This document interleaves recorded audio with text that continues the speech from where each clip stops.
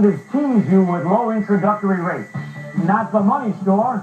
Right now, we're offering qualified homeowners fixed-rate home equity loans as low as 7.5%. That means after 90 days, your low rate would be 7.5%.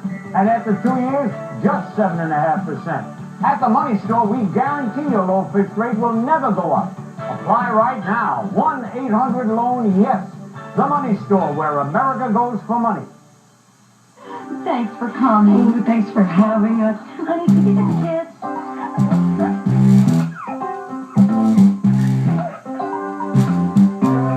That came off my floor? I just washed it this morning. Maybe you're using the wrong cleaner.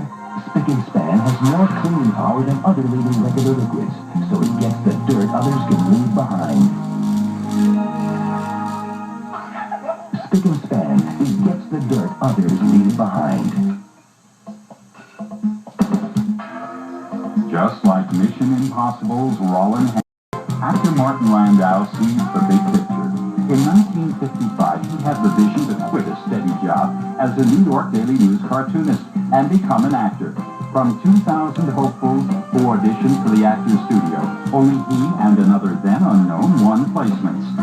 Then, in 1988, he wooed and won the hand of a veterinarian who became his lady love.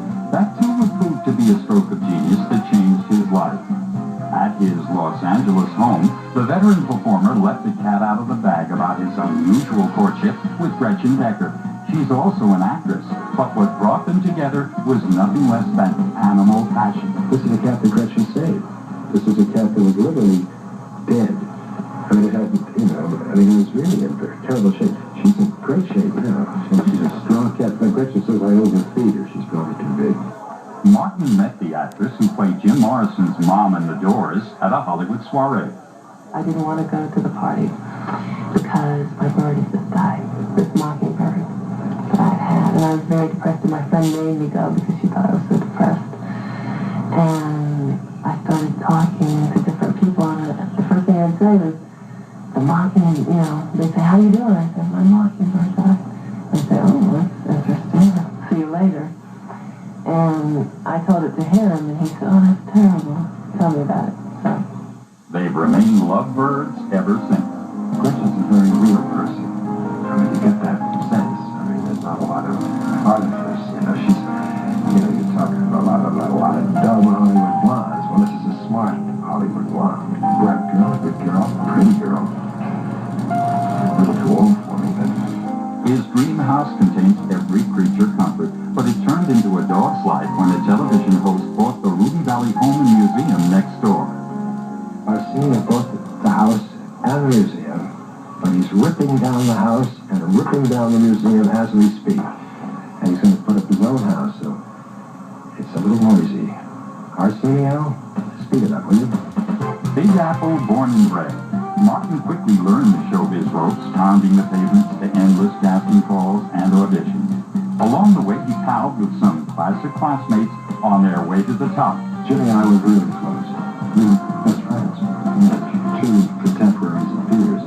He also dated a legend in the making and witnessed her candle in the wind waves each time he called on her. Marilyn would change outfits 4 or 5 times before stepping out. I liked her. She was very complicated, and obviously someone who takes their own life generally has a lot of complication. And she was simple. Obviously not a total charger for herself. His big break came in 1959, playing a villain in a classic thriller. His star director spotted him off-Broadway and summoned him to Hollywood. 29 years of movies and television later, Martin was cast by a new generation star director. The 1989 role won an Oscar nomination and lavish praise from a usually reticent Woody Allen. It feels great because he's a genius. He's a national treasure, this guy. So for him to say that is really, I'd rather hear it from somebody like that than hear it from some of the people I hear it from. With a 1991 movie behind him, his lifetime quest for the ultimate role remains deadly serious. I'd like to play a part where the guy drowns in the end, when I'm 95 years old and drown. That would be a good way to go. For Martin Landau, it's all part of the act. Robin? Over the years, we've introduced you to the world's wealthiest winners, but everything pales in comparison to our next amazing Lifestyles exclusive. From a homeless down and out to multi-millionaire status in just 10 short years. It's a dream come true that could only happen right here in the good old USA. John Paul Jones DeJoria owns one of the world's largest hair care empires. Yet just 10 years ago, he had nowhere to live and eked out a hand-to-mouth existence on the streets. He collected empty soda bottles for pennies and survived on one meal a day, either rice or canned soup. Yet he battled all the odds stacked against him and went from rags to riches, literally. He has 18 corporations, owns homes in 5 cities, and a priceless collection of museum-quality art and antiques. He also donates millions to environmental causes. In a solo bid to save the planet, John Paul plans to launch the world's first solar-powered passenger car. In his early 40s, he became a $100 million a year man as Chief Executive Officer of John Paul Mitchell Systems. Yet, as a 4th grader, he and his Italian immigrant mum once counted everything they had in the cookie jar, just 28 cents. I was supporting the family from 9 years old, selling newspapers for the Los Angeles Examiner. I get up at 3 in the morning with my brother, fold papers, deliver them every morning so that my mother and my brother and I could exist. It got him through high school, but he remained the underdog.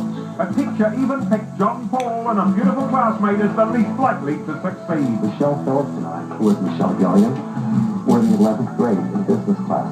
And we used to pass notes back and forth all the time. And we got busted by a teacher. And he read this note from the whole class. He said, look at this foolishness these two are carrying on while they're in business class. If you want to see two people never make it in life, look at Michelle Gillian, who's now Michelle Phillips, and John Paul. Neither one's going to amount to anything. With no money for college, he wound up a door-to-door salesman selling everything from encyclopedias to life insurance. But he just didn't fit the corporate image, so he was fired or forced to quit one job after another. What was the lowest, the darkest point of your life? In my early 20s, I was divorced from my first wife. I had my son. I had no job. I had a 3-year-old son in my hands. I had no job.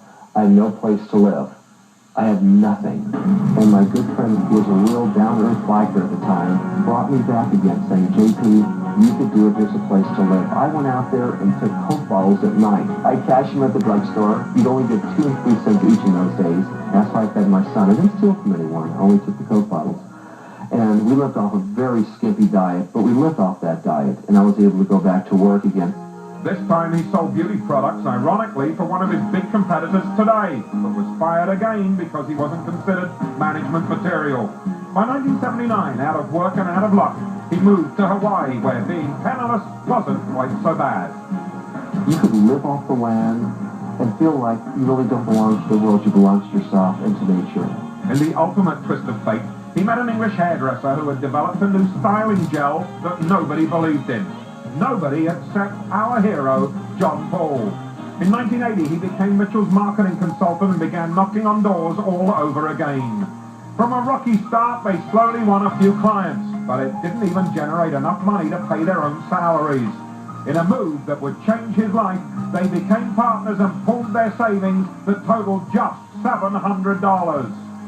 That's all we had. It was really tough. There were times where I just didn't eat, and I lived in my car because I was just too proud to tell any of my friends I have no place to live. Can I stay with you? We took the Red Eye Special from town to town because it was our hotel at night. You see, if you leave Los Angeles at midnight, you arrive in New York the next morning where you could sleep on the plane.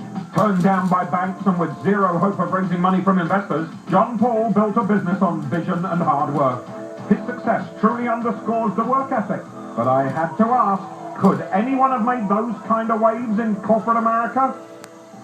As a teenager delivering papers today, dreaming of his future, what advice would you give him? God, the American dream is still alive. You can still do it without any money and no formal education. The extent of my education is high school. America still offers those possibilities. We'll show you proof of that dream come true when Lifestyles returns with one man's utterly incredible dream come true lifestyle. Seeing is believing.